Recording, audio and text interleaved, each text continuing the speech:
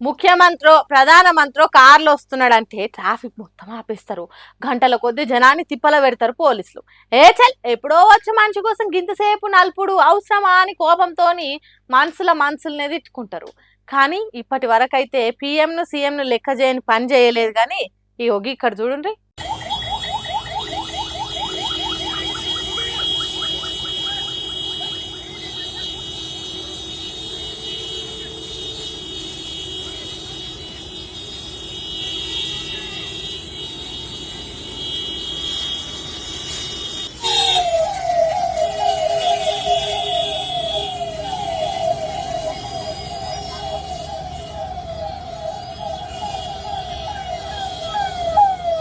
చూసిండ్రా ఎట్లా చేసిండ్రో ట్రాఫిక్ లో ఆగిపోయిన పబ్లిక్.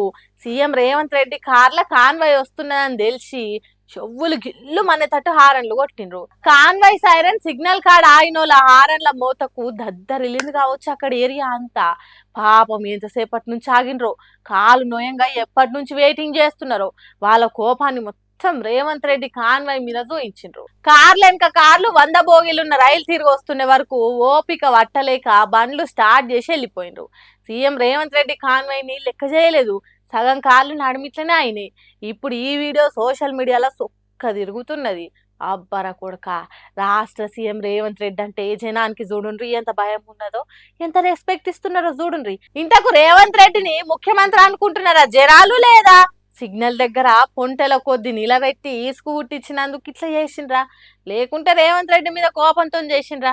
ఇట్లా జనానికి కోపాలు వచ్చుడు పల్లెలలోనే అనుకున్నాం ఇన్ని రోజులు, కానీ పట్నంలో కూడా మొదలైంది కదా.